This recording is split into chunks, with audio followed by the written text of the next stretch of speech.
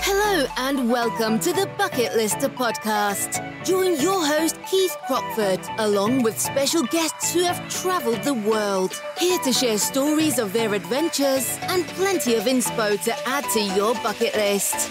Now, let's get into today's episode.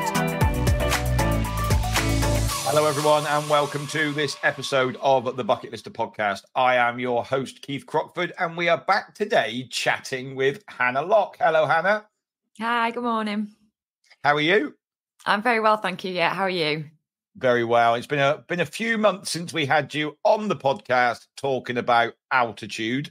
Hannah is a GP based in North Wales, loves the mountains and spends her time also being a medic on expeditions overseas.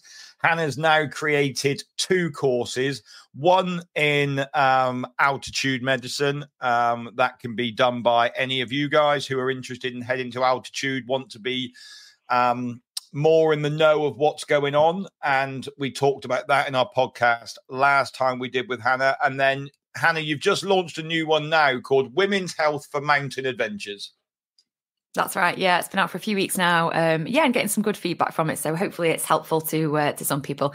Yeah. And it's aimed at anyone really that's interested. So obviously for women, but also for anyone kind of working with women in the outdoors or supporting women in the outdoors as well. Yeah, and that's why I thought it'd be great to get you on the podcast again to discuss this because, funnily enough, about 50% of our clients are women. Woo. Now, I'm probably not the best person to give advice on women's health problems, but as a doctor, as a woman, as somebody who spends a lot of time in the mountains, you are probably a lot more qualified than I am to be telling people, and advising them. So that's why we thought we'd get you back on again today. So if we look at the course itself, Hannah, obviously, like you say, it's there for anyone who wants to do it, who's got an interest, who is a woman that is going in the mountains. But what does the course cover itself? So it's got 10 kind of modules, and basically it's pre-recorded videos with some slides with information, pictures, and then me sort of talking. Multiple different topics, everything from menstrual health, how to sort of practically manage going to the toilet, managing a period in the mountains, the effects of high altitude and the sort of differences between men and women, or the evidence that there is at the moment, pregnancy and mountain adventures, advice for older women or people going through menopause or perimenopause and trying to still get out and adventure in the mountains, nutrition specifically for women's health, again for mountain adventures.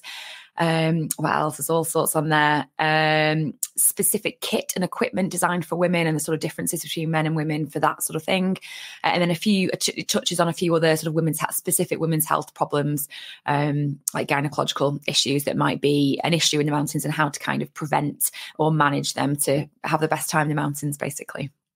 So a range of things. So obviously, we're not doing a 10-hour podcast today. I know the last high altitude course, which I did, which was super interesting. I really enjoyed it, was, 10 hours long, and we're not going to go through everything in this podcast. But in terms of the practicalities, what advice can you give to women who are going in the mountains, maybe for the first time? Maybe they're doing an Everest base camp. Maybe they're doing a Kilimanjaro.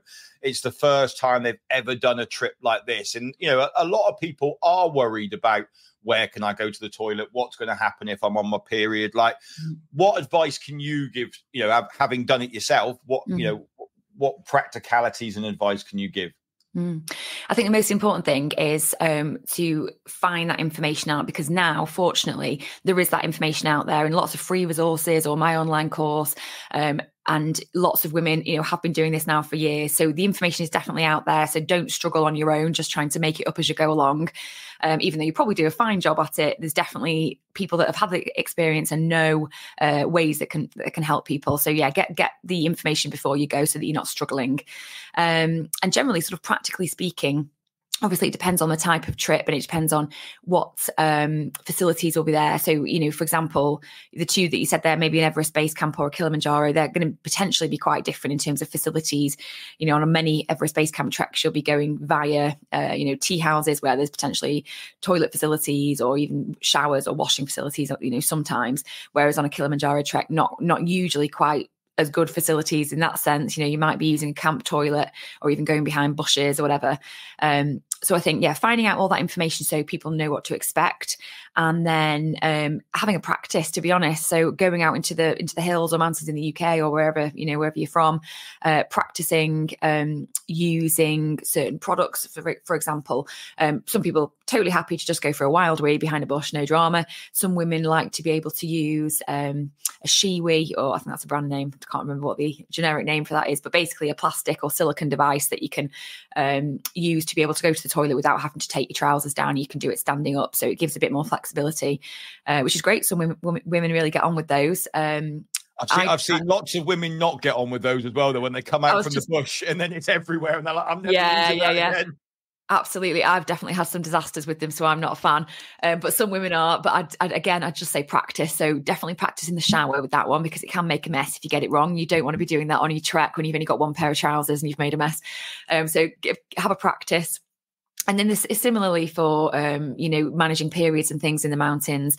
Have a really good think, and again, do some research online, or, hopefully use my course to get a broad information about what's available and what might be a good thing to use. For example, when we're talking about things like sanitary products, what you might use at home may not be the best option on a trek. For instance, if you, don't have as much access to showers or hygiene, and so just having a really good think about that, and then making sure that you've got a strategy of how you're going to manage your period on a trip, and thinking about just basics in terms of practicalities, making sure you're carrying enough sanitary products, making sure you're keeping them in a dry place, in a Ziploc bag or something, in case your bag gets wet in the rain, making sure you've probably got more than you anticipate you need, just in case things change. It's quite common, not just at high altitude, but on any kind of expedition or big trip like this, for the menstrual cycle to be altered by not just altitude, but also by tiredness, physical or mental stress, dehydration, long travel journeys, things like that, change in diet. So sometimes women find that they're not expecting a period and it actually comes on the trip, or vice versa, or it's a bit longer or shorter, or, it just varies basically. So I think being aware of that and being prepared for that, and making sure you've got a plan of how to manage that is really important. Yeah, great. And then in terms of the differences, then I'm really interested in this, the differences between men and women at altitude. What evidence is there currently, and from your experience, what do you feel are the differences there? So there's not huge amounts of evidence at the moment. Lots of the data that we've got from kind of medical and research studies is predominantly done on men. I think it's only more recently that more women have been going to the more extreme altitudes. And being involved in studies basically. So there's not huge evidence, but there's a kind of theoretical, what's the word?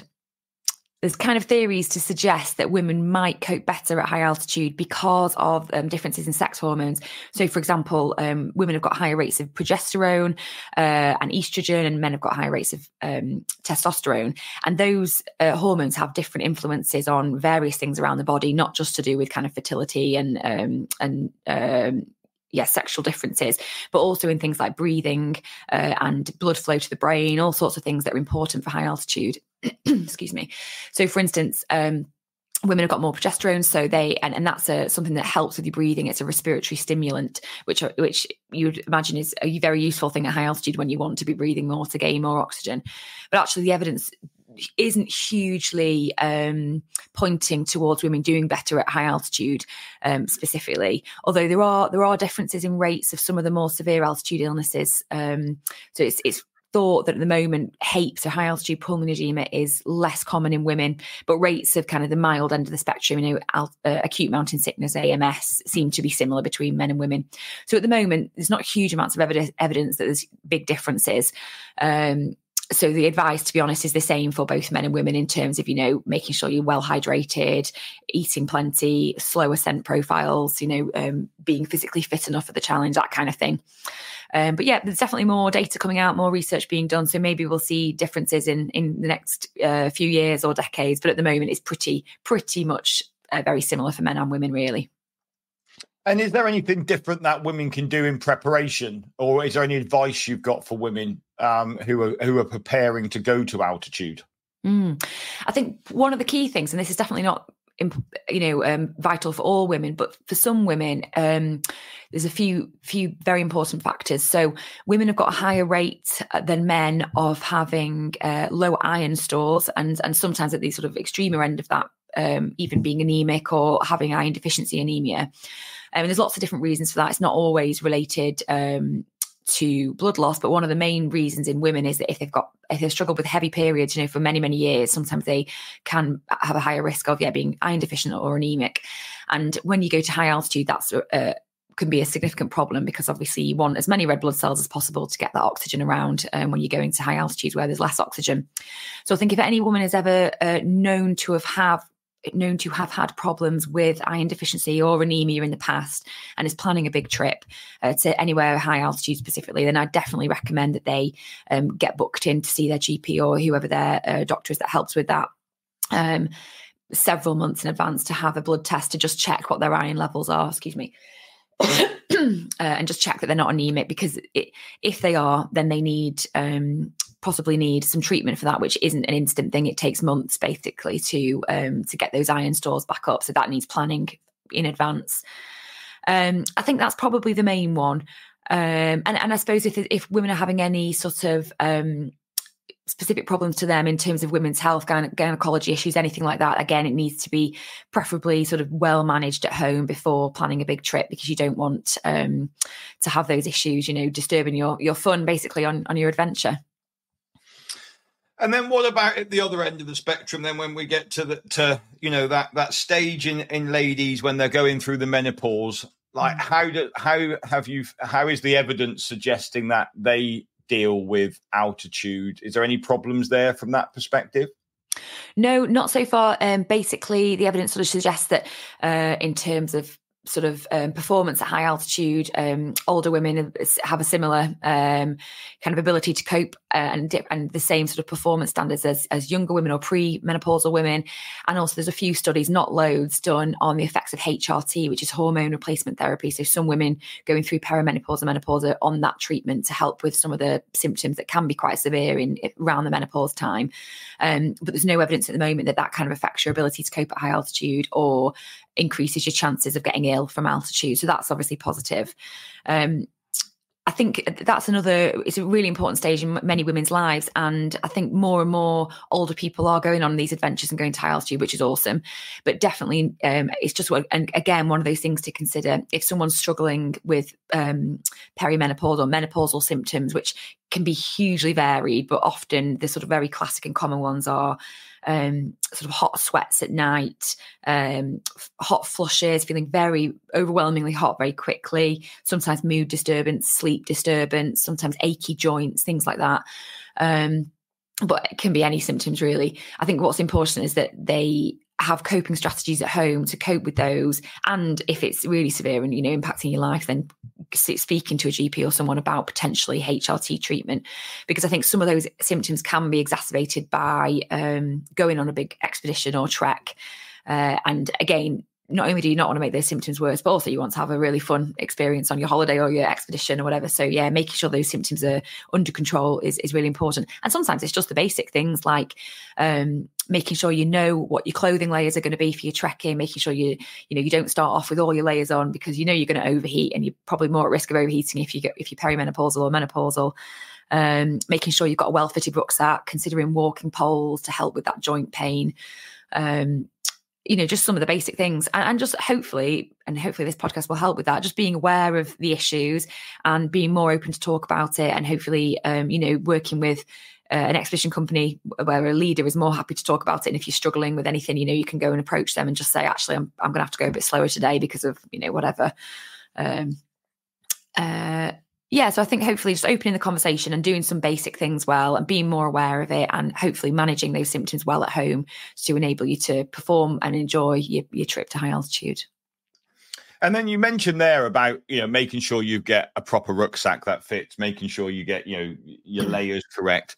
Obviously, there is, specific equipment out there, and you cover that in the course for women.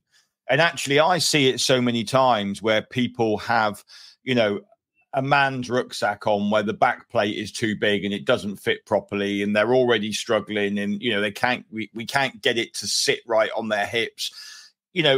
There is so much stuff out there now for women, isn't it? Like, they don't need to just be going in and buying whatever's on the shelf. They can go in and get something fitted specifically to them.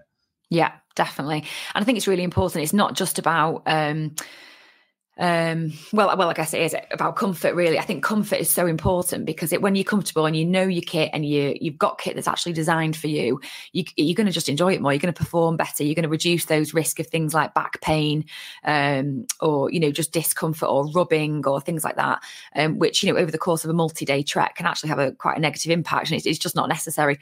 I totally appreciate that kit is expensive, and sometimes people borrow things off people to try and save costs. I understand that, and that's totally reasonable. But I think if you're buying something new, or you're trying to get some advice, or or you've got some options, looking for women-specific stuff is really important. And it's not for everyone. Obviously not all women are the same, and it might be that you end up buying a men's pair of boots or a men's rucksack if that's what actually fits you best. But I think I always advise women to start off with the women's stuff and just see if there's anything in that range that's actually better, because often they're designed completely differently. I think the outdoor industry has really moved on in the last few decades, really realised that actually they do need to be catering specifically to women, and women aren't small men. And actually, if you make something pink, it doesn't make it a woman's rucksack. Yeah. And so they've put, lots of the outdoor industry and brands have put in a lot of time and money and effort and research into, sort of looking at the anatomy and physiological differences between men and women, and then, designing kit appropriately, which is amazing. It's great. So just as you said, example is a rucksack, usually different length of back, usually different angle and shape of the waist belt, usually more padding in the waist belt. Shoulder straps are different, chest straps are different, all sorts. And it's the same with clothing items. Boots again are different sort of shape and width, usually different heel shape, for example. And then more technical equipment, harnesses, not helmets so much actually, but harnesses are definitely different for women and men, again, to take into account the anatomy, shape differences and things like that. Everyone's different. It's worth trying on loads of different stuff. And obviously I'd always recommend looking, for a sale or trying to get a discount. But I think if you've got any spare cash to spare, if you can go for something that's actually designed for your body, I think you more chance of being comfortable and enjoying using it, and probably going to get more life out of it, because you'll use it for years and years and years, rather than using it once or twice and thinking, oh God, that was so uncomfortable. So, I think that's super important in terms of, I always say it once, if you buy cheap, you buy many times. If you and if you're going to be doing these sorts of trips, then it is worth investing in the kit. And I was speaking to somebody the other day and said about, well, you need to look at women's sleeping bags. They were like, well, a sleeping bag is just a sleeping bag, and I'm like, no, it's not a sleep. Again, different shape, different size, different length. There's no point having 2 foot of empty space at the end of your sleeping bag. That's just going to make you even colder. And I was explaining that it needs to be, and they were like, oh, I didn't realize you could get a women's sleeping bag. I just thought a sleeping bag was a sleeping bag. So there is plenty of stuff out there, and you just need to go and look. And I think, for some shops, and I'm not going to mention any names here, but there probably is only one sleeping bag in there. But if you went to a specialist shop that was there to cater for the outdoors, then you will find, like, you were saying then, male harnesses, female harnesses, different jackets fits, different sleeping bag fits, different boots. So just have a look at what is about. Yeah. Have you got any? Sorry, Hannah, what were you going to say? I was going to say sleeping bags are a brilliant example. I forgot about those. Yeah, everything you said. And also even things like the temperature rating is different for men and women, because men and women change their temperature or drop their temperature differing amounts overnight. So just because you've got a temperature rated sleeping bag, say to, I don't know, -10 in a women's version, it might, and -10 in a man's version, they're actually not quite the same, usually not quite the same amount of down or synthetic material that's actually in that bag. So it's really important. And the down or the product that's stuffed into the bag isn't always in the same place for each sleeping bag, because women and men lose heat from different parts of their bodies, overnight more, well, in different ways. So yeah, really important. Yeah. And it might only be subtle differences, but actually if that's the difference between you getting a better night's sleep and not on a long trip or a challenging, trip to high altitude, then it's really important, because sleep is just critical, isn't it, for enjoyment, having a good time. Well, and actually, it's critical for acclimatization, but then obviously that then comes into the enjoyment side of it as well. But if you want to acclimatize easily, eat, drink, sleep, a kind of, and go slow are the four most important things you can do. So, yeah. What about nutrition? Obviously this is for everybody, I suppose, but is there anything specific for women within nutrition? Again, quite small changes. It's different for everyone, but I think what's definitely clear is that over sort of a menstrual cycle, so over roughly a month, not the same for everyone, but we'll call it 28 days, there are changes in the way that women use energy, and also the metabolic rate can change as well. So certain phases in the menstrual cycle, you're using more energy, you're burning more calories, and that's often why you might get some women experience cravings for certain foods, especially kind of carbohydrate and fatty foods, because they literally just need more energy. I mean, it's not enormous. It might not, it's not thousands of calories extra that you can have. You can't justify 10 extra Mars bars a day, but some women do have like significant cravings. And I think if you're on a trip where you're also trekking or doing another activity, and especially at high altitude, and you're burning obviously extra energy anyway, it's just really important to be aware of what time of the month it might be for you, and whether that's going to influence. Actually, you probably need to pack more snacks today and tomorrow, because you're going to have more cravings anyway. So that's an important one. And again, everyone's different. I think what I would advise is if lots of women use tracking apps or pen and paper or whatever to track their menstrual cycle and see how they feel over that month, and actually what is different. Because some people very clearly have, a few days a month where they just crave chocolate or crave high carbohydrate food. And yeah, if that's going to happen on your expedition, you just need to be aware of it, really, just to be able to make some small changes. Generally speaking, though, for everyone at high altitude, we sort of use more carbohydrates anyway, especially during activity. And that's the same for men and women. I'm fairly sure I'm right in thinking that women also use more fat than men at higher altitude. So again, just making sure, as you said, to be able to acclimatise and enjoy your trip, just making sure you're eating plenty and that it's really high energy food. This is not the time to be eating salads or whatever. It's the time to be just getting those calories in. High carbohydrate, fats and proteins, lots of calories. It's really important. We've talked about the sort of anemia side of things, which again, for some people, and it's not just women, that can be a problem, or iron deficiency. And again, it can be caused by lots of different things, including kind of, not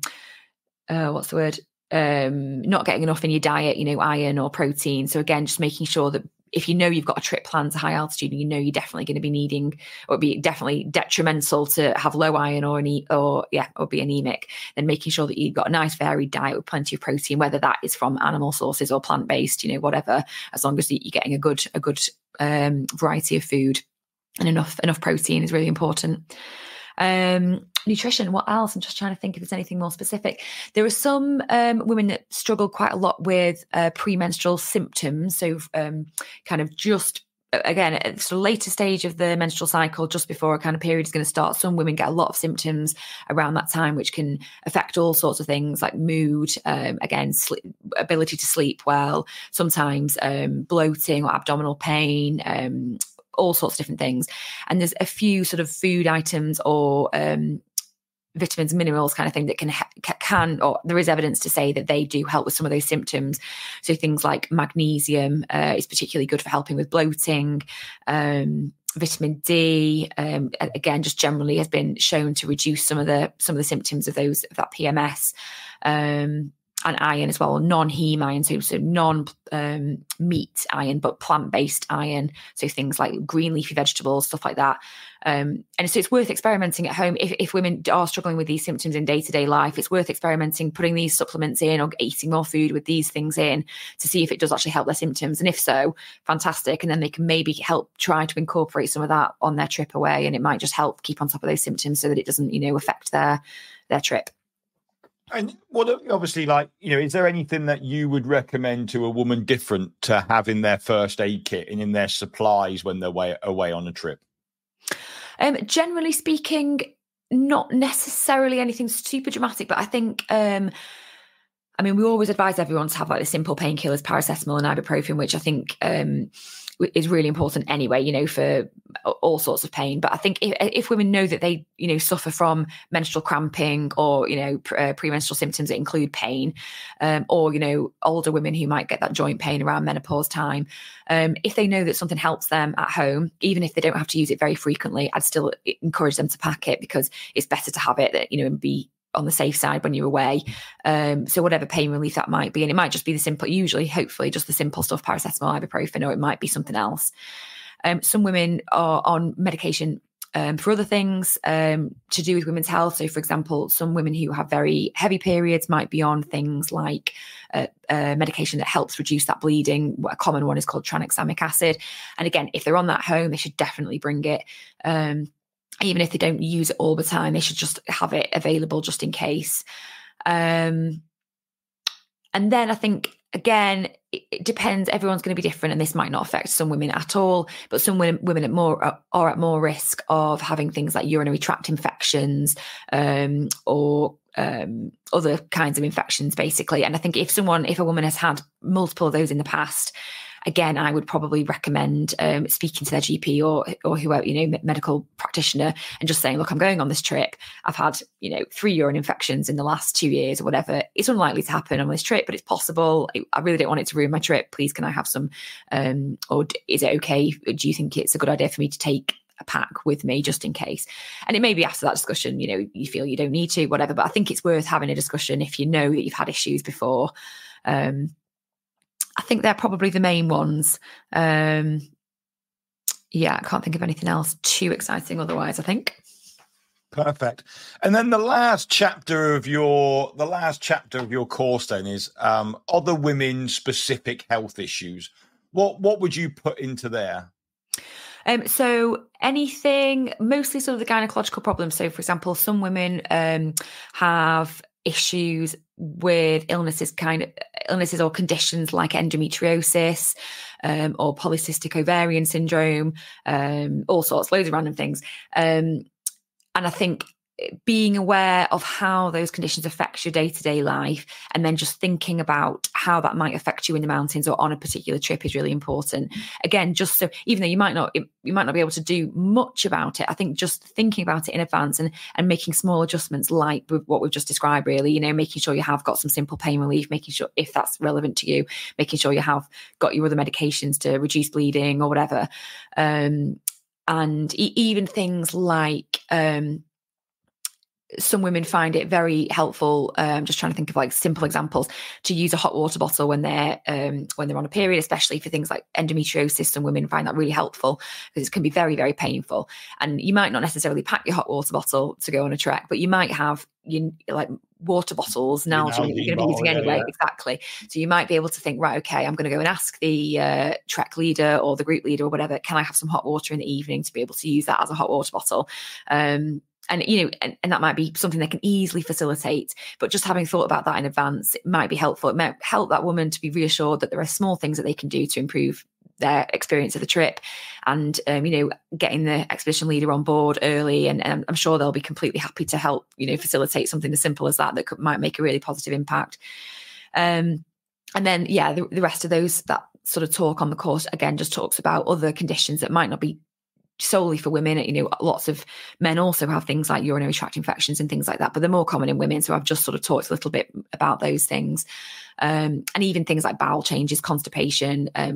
In my experience, this is anecdotal, but of the expeditions that I've been involved with, I think more women have changes in their bowel pattern at high altitude, and whether that's to do with altitude or change in diet, dehydration, changes in the menstrual cycle, who knows?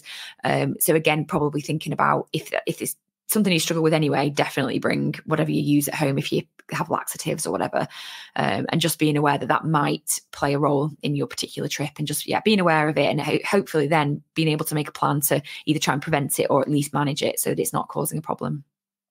I think the biggest thing I've taken from this, Hannah, is the fact that actually you need, it's not like you're packing your bag, you do it a few days before you go on the trip. You need to think about this stuff like weeks, months before to make sure that you are prepared and ready and everything is in place that you need.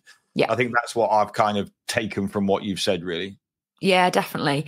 And one of the things that I do cover in the course, and people ask me about a lot, people email me and things about this, is thinking about things like contraception, not necessarily for contraceptive use, but for managing, heavy periods or other related symptoms, or actually using some sort of medical system of contraception that can suppress periods to make sure you don't have a bleed, for example, on your big trip.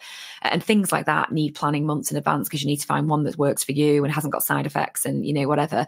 And yeah, lots of these other things that I completely agree. It's worth planning in advance and practicing and finding the right kit and practicing techniques for, even just going to the loo in the mountains or managing a period or whatever it might be. Yeah, I mean, lots of women go on last minute trips and have an amazing time and don't have too much stress. But for some women, it's more challenging, especially if they've never done anything like this before. So I think thinking about it weeks or months in advance and having a bit of a plan, doing some research is really valuable, and it just alleviates a lot of worry, even when there's actually not. Often there isn't a problem anyway. But I think lots of women worry about it, and that's actually the biggest problem. And I think you can alleviate a lot of worry just by finding out more information, doing some research and getting some personal advice if you need it. And I think the other thing as well is I think, from a leader's perspective, obviously it's what I do, it's what you do as well. Like being honest with the leader and actually discussing it with the leader and not trying to mask anything is super important. And I think so many people, like, you can see that there's something wrong with them, and then you ask them and then they'll try and hide it for days. No, I'm fine. I'm not in pain. No, I haven't been sick. I haven't done this. And then all of a sudden, 4 days later, it's got too far and you find out actually they have been they don't seem to, some people don't seem to want to either trust or communicate. But it is just so important when you're in those environments to be completely open and transparent about things, I think. Definitely. And often it's easier said than done, isn't it? And obviously for lots of this stuff, it's very personal, and there is still a bit of a taboo to talk about this stuff. Some people are not comfortable talking about it themselves, and other people worry about making somebody else embarrassed, especially if it's, a woman who's having to talk, having some issues with, women's health stuff, and there's a male leader. They might not want to make the leader embarrassed. Who knows? There's all sorts going on. And I think one of the ways that expedition leaders or any staff members can help with that is by them talking about it first and just sort of showing, I am open to talking about this. I might not have all the answers. I'm not an expert, but that doesn't matter. I can still hopefully help. And it doesn't, it doesn't have to be anything major. I think even things like just sort of saying, get a toilet stop, or at the beginning, here's a potential place to go to the toilet. And there's also some bins over there. So if anyone's got any, menstrual products they need to get rid of, this is a good place to go to the toilet in privacy and get rid of your products.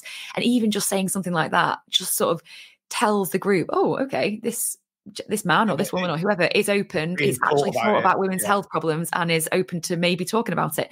And it might be that just having that, just saying that one simple thing, or just gives women reassurance to be able to talk about it if they need to, or even just the confidence to say, actually, I don't need to talk about it. I'm okay, but I'm glad that they have broached it, sometimes. And it's easier said than done. And I know that it can be a tricky subject for everyone involved. But hopefully conversations like this just open it a little bit more to make people more confident to talk about it.